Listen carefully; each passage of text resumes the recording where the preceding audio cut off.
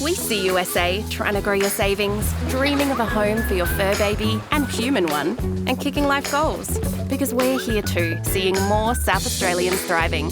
We see you, South Australia. Credit Union SA. I'd wake up in the morning, getting ready for work, and I'd literally like just be looking at myself in the mirror. I hate you so much. I hate who you are. Like, why are you the way you are? And what was at the core of that? Just because I knew that I was affecting people and everything like that. But then the feelings that I'd be getting, every week and stuff like that inside me, I didn't know what it was. I didn't know why I was getting these feelings. I didn't know what was going on. Like sadness and anger, confusion. Sadness, yeah. Just a constant weight sometimes, like energy just not there. Like why? I couldn't understand why I was like that. So I just thought, oh, this is me as a person. You're a piece of shit. I hate you. That's how I felt. It's a dangerous place to be once you're hating yourself and telling yourself that. Yeah. Because that leads into another place which you ended up going to as well. Yeah. Being suicidal. Yeah. So what led to that point, and when did that happen? So that was, like I say, I only sort of really did something about three years ago about my mental health and everything like that. So late 2020 was when I made an attempt on my life. So we're talking like a long period of time. You've been feeling these feelings for more than a decade, couple decades. Yeah, not liking who I was and everything like that, inadequacy, not being able to do things that I love, all that sort of stuff. And thinking that you couldn't change that. I couldn't change it, yeah. That was who you had to be. Yeah, I felt like I was stuck with this person. Like I didn't have any mechanisms or understandings of what to do with me as a person. And yeah, it came to a crux in 2020. I obviously remember it pretty clearly. My wife and I, we had a sort of an argument the morning of. She left, and I just had all those overwhelming feelings. I wasn't at work or anything like that. It was over the weekend, and I was sort of sitting there by myself, just thoughts on repeat of like overthinking, overanalyzing, like everything, like even stuff that didn't even matter. Like, 2 years ago I did this in a football game. Why did you do that? Like stupid anything stuff. You could think of that was negative. I'd be pulling everything from left, right and centre, pulling everything in. And I had this really heavy weighing feeling on me. My heart just felt like it was going to explode. I just felt just turmoil inside, like I was twisting. I can't explain. It's like a tornado. Exactly, like inside. And I can't explain the extent. It was just so amplified on that time. And I did not know what else to do. Like I was so lost, because I was like, Nath, this has been going on for so long. For so long. Just exhausting too. Yeah. And at that point in time, I was like, I don't want to be here. I did not know what else to do. And that's, when I made an attempt on my life. Because I didn't want to be a part of who I was anymore. I did not know how to deal with it. How close did you come? I'd probably say pretty... Sorry, mate. You're all right, mate. Yeah. Pretty close. Out the back of our house at the time.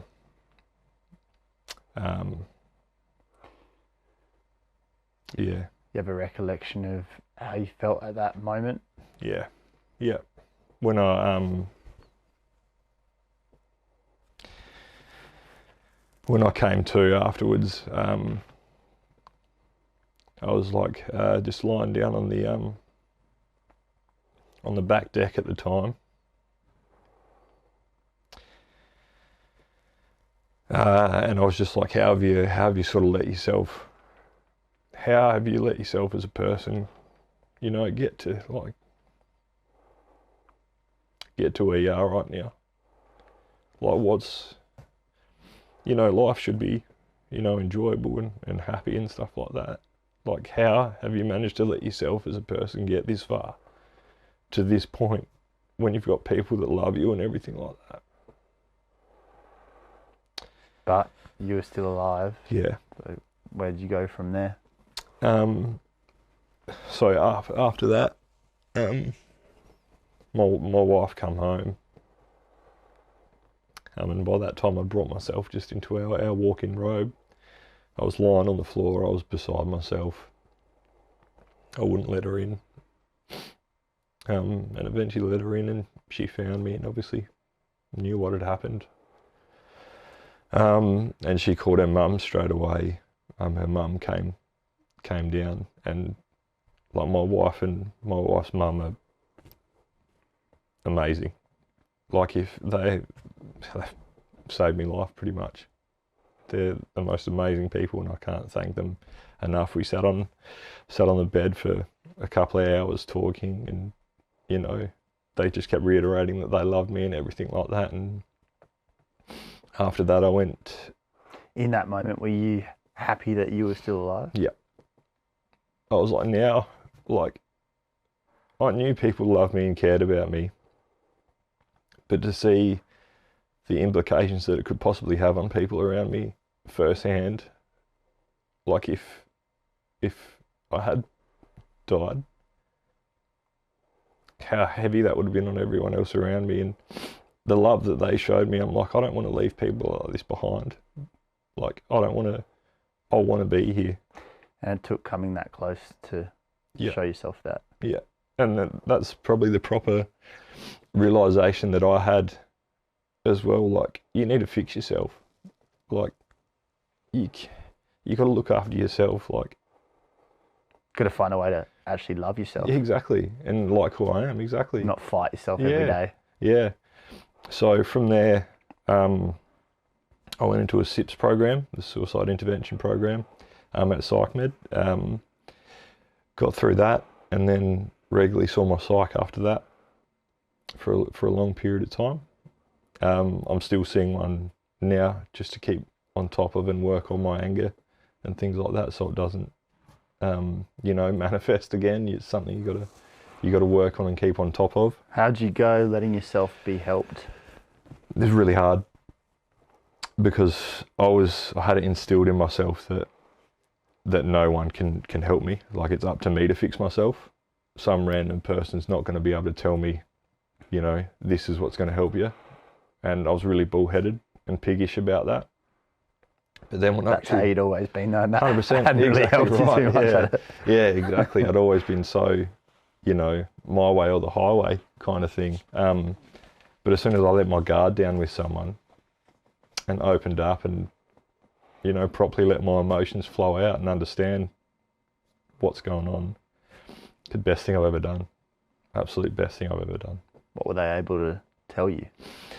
You know, keeping track of your faulty thinking and everything like that, that stuff that's happened to you in the past doesn't shape you as a person. It obviously impacts who you are, and that's why you need help for it, but it doesn't shape you. It doesn't shape the future you. That's not who you are because of stuff that's happened to you.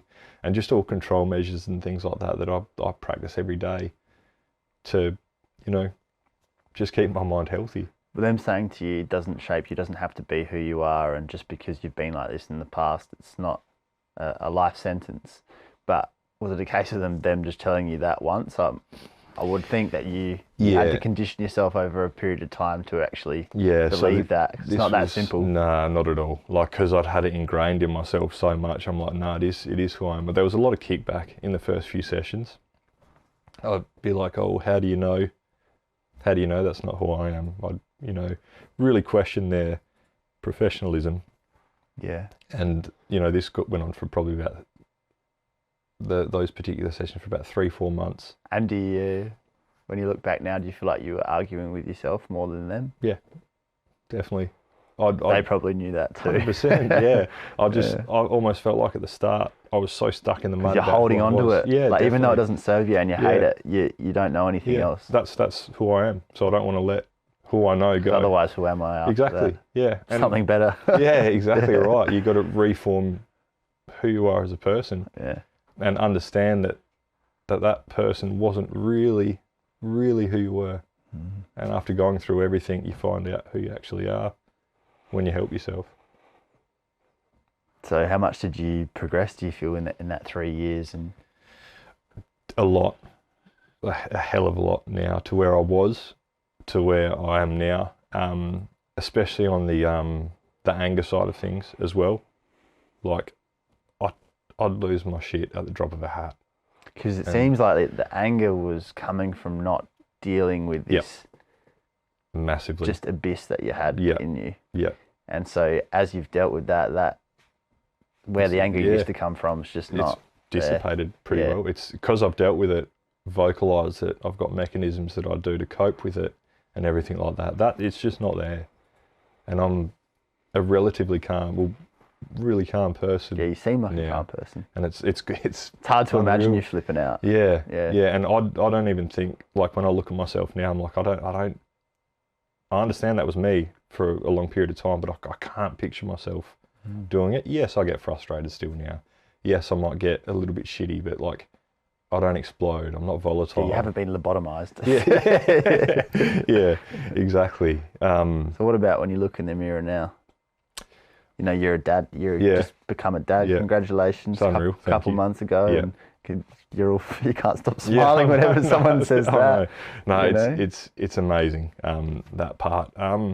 There are still days when I do look at myself though, and I'm like, you know, there's still those fleeting thoughts of, you know, are you good enough to do what you're doing now? But then I'll just stare back at myself and say, yeah, bloody oath, you're good enough to do it, mate, 100%. And that's my combat now. Like we said before, like, do you use those thoughts to challenge yourself? Absolutely, I do now. I sort of grasped it as a personal challenge to almost say, you know, that's not who I am. Exactly, yeah. And say, I can do that, or I'm good enough for that. I will do that, rather than you can't or you won't. So given that's not who you are, who are you? That's a great question. Like, I can say now it's, you know, someone who I like now. You know, I'm a dad, I'm a husband, and I'm proud of who I am now from where I was.